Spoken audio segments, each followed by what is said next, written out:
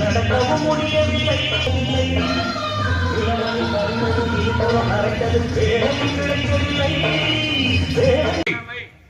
இன்று கோலார் மாவட்டமே இன்றைக்கு வியந்து பார்த்து கொண்டிருக்கின்ற நிலைமை.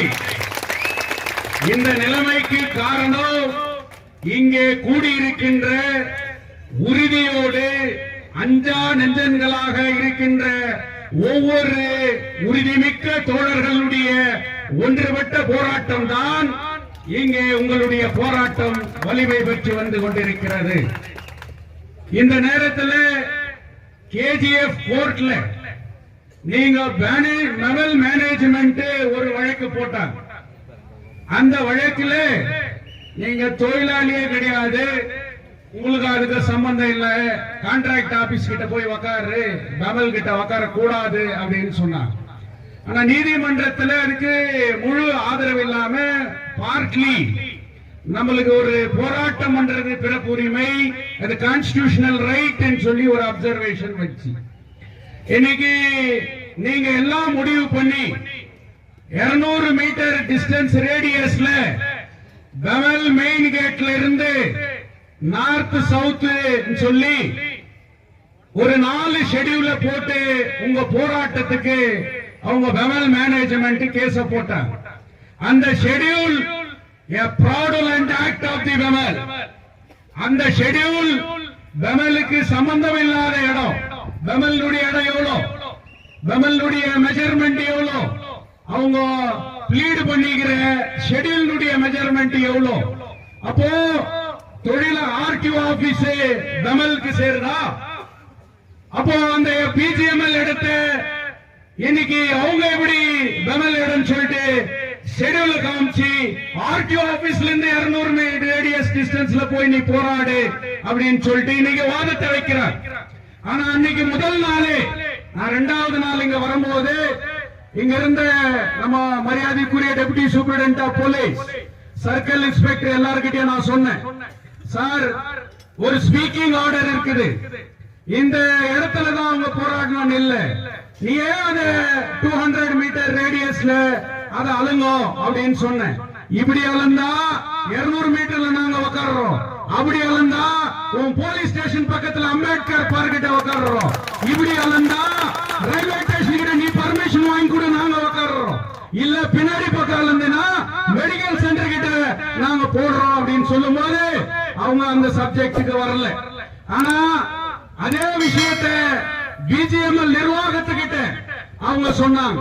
அப்ப பிஜிஎம்எல் நிர்வாகத்துக்கிட்ட மரியாதைக்குரிய சசிரஞ்சன் சார் கிட்ட இந்த ஜட்ஜ்மெண்ட் காப்பியை நான் எடுத்துன்னு போய் கொடுத்தேன். நான் ஒண்டியா போய் உட்கார்ந்து பேசல, உங்க தொழிற்சங்கத்தினுடைய பிரதிநிதி தோழர் சிவகுமார் மற்ற தோழர்கள் எல்லாம் என் கூட வந்தாங்க. அவர்கிட்ட நான் வாதத்தை வைக்கும் போது அவர் என்ன சொன்னார்னா, நீ பெமல்கார என்னத்துக்கு பிஜிஎம்எல் கிட்ட வந்து நீ போராட்டம் பண்ற அப்படின்னு அவர் கேட்டார். நான் போராட்டம் பண்ணல சார், இந்த பாரு எத்தனை ஷெட்யூல்ல பெமல் இன்னைக்கு காமிச்சிருக்கிறாங்க. ஏ ஷெட்யூல் இஎம் டிவிஷன், பி ஷெட்யூல் இங்க பாரத் நகர் ரோட்ல இருக்கிற ஷெட்யூல், சி ஷெட்யூல் வந்து ஆர்சி யூனிட், டி ஷெட்யூல் வந்து இந்த ஹெச்எஃப்இ யூனிட். அப்போ ஆர்சி 2 ஹெச்எஃப்இ பிஜிஎம்எல் லேண்டா பெமல் லேண்டா? அப்ப பிஜிஎம்எல் லேண்ட் சொல்ற, அப்ப பெமல் எப்படி ஷெட்யூல காமிச்சான்? அப்போ இதுக்கு மதியத்துல இந்த 5 lakhs வருதா வர்றது இல்லையா?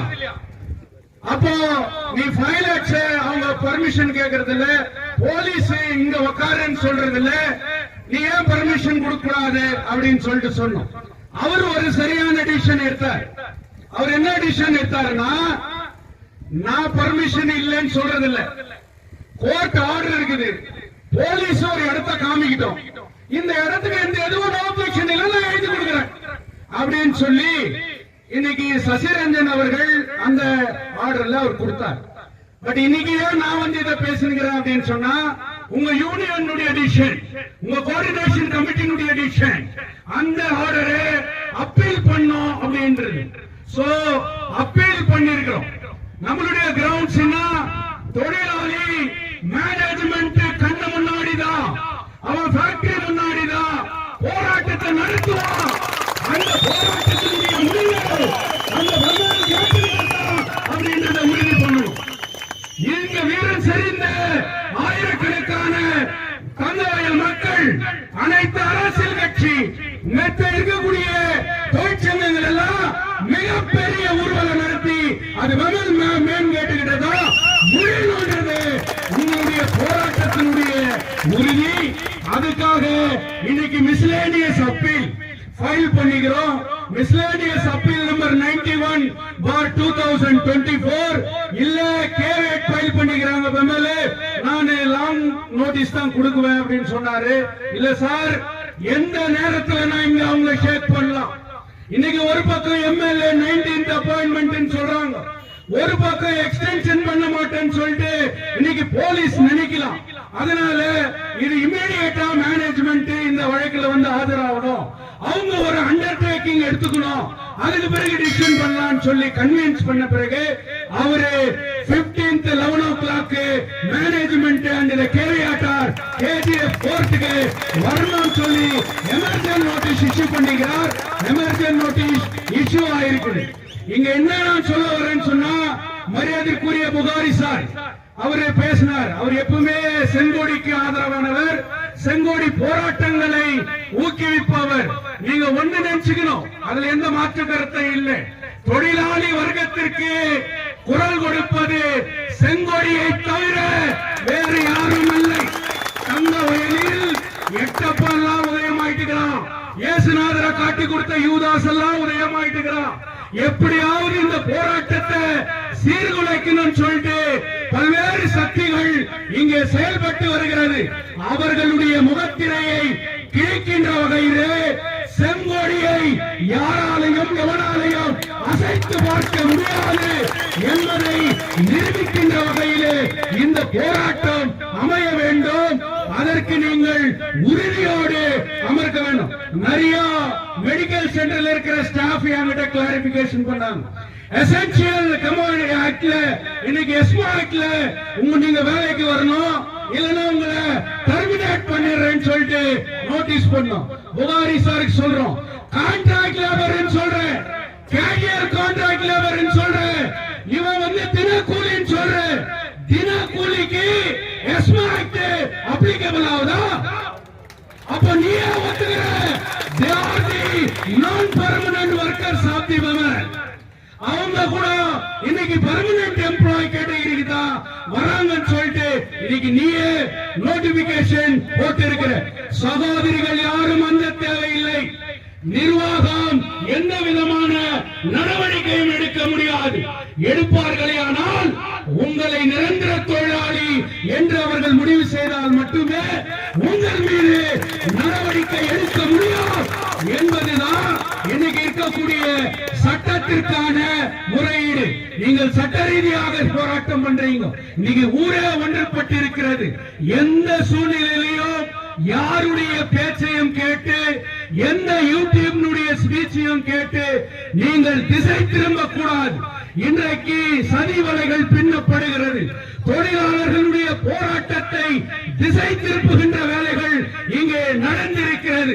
அதனால் தொழிலாளர்கள் எந்த சூழ்நிலையிலும் யாருக்கும் அஞ்சாமல் வீறு கொண்டு நில்லுங்கள். சட்ட ரீதியாகவோ உங்களுக்கு நாங்கள் உடனிருப்போம் என்று சொல்லி எனக்கு வாய்ப்பு கொடுத்தமைக்கு நன்றி கூறி முடித்துக் கொள்கின்றேன். இன்குலாப் ஜிந்தாபாத், வர்க்கிங் கிளாஸ் யூனிட்டி ஜிந்தாபாத். விவசாயி சார்ந்த ஒரு சிம்பல், சுத்தின்றது வந்து தொழிலாளி சார்ந்த சிம்பல். இந்த கொடி நம்மளோட தான் என்னால இருக்கிறது அடிப்படை.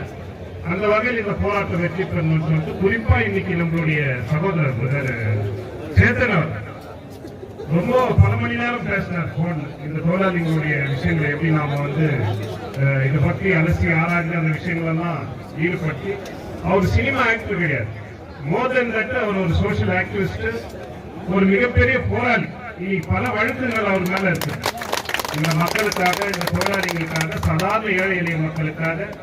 இன்னைக்கு அவர் சொல்லக்கூடிய வார்த்தைகள், ஒரு நடிகனுடைய வாயிலிருந்து இன்னைக்கு கம்யூனிசம் பத்தி பேசுறாரு, டாக்டர் பாபா சாஹிப் பத்தி பேசுறாரு, இன்னைக்கு பெரியாரை பத்தி பேசுறாரு, இன்னைக்கு பசவண்ணனை பத்தி பேசுறாரு, சரணத்தை பத்தி பேசுறாருனாக்கா அது எவ்வளவு பெரிய ஒரு விஷயத்தை நாம இந்த நேரத்தில் இருக்கு. இது ஒரு ஸ்டேட் நியூஸா போனோம். நாங்க கடந்த முறை பேசுறப்ப சொன்னோம், நாங்க சும்மா இருக்க மாட்டோம். அந்த சிபிஐஎம் பார்ட்டியின் சார்பாகவும் சிஐடியின் சார்பாகவும் இந்த மாநிலம் முழுக்க இந்த பிரச்சனையை கொண்டு போறதுதான் எங்க வேலை. இது இதோட உள்ளது கிடையாது. ஆனா அதே நேரத்துல இன்னைக்கு நிர்வாகம் கூப்பிட்டு பேச கூட தயாராங்க. அது ரொம்ப முக்கியமான அம்சம். அவனுடைய அடமெண்ட் கேரக்டர் நம்ம சிஎம்டி அந்த அதிகாரி வர்க்கத்தினுடைய அந்த கேரக்டர் அப்படி இருந்தே தான். இன்னைக்கு இந்த பகுதிக்கு இந்த ஊரினுடைய எல்லா அரசியல் கட்சிக்காரங்களும் வந்துட்டாங்க, எல்லா ஆர்கனைசேஷனும் வந்தாங்க. வியாபாரிகள் சங்கம், இளைஞர் சங்கம், விவசாயிகள் சங்கம், தலித இயக்கங்கள் இன்னைக்கு எல்லாரும் ஆதரவு கொடுக்குறாங்க. இதுக்கெல்லாம் மூல காரணம் உங்களுடைய ஒற்றுமை, ஒன்றுபட்டம் தான். அந்த ஒற்றுமை மறுபடியும் தொடரும். நீதிமன்றத்துல கேஸ் வழக்குகள் அதெல்லாம் தொடர்ச்சியா இருக்கும். அங்க நீதித்துறையிலயும் நீதிபதிகிட்டையும் நாம நியாயத்தை எதிர்பார்ப்போம். நம்மளுக்கு நியாய கட்சி வேண்டது அது ரெண்டாவது. நாம பர்மிஷன் இங்க போராடுறோம், கேட்டு மேல போராடுறோம், எங்க போராடுறோம், அதுவும் ஒரு விஷயம் இருக்கு. ஆனா நம்மளுடைய முதல் கோரிக்கை என்னன்னா நம்மள பர்மனன்ட் பண்ணணும்.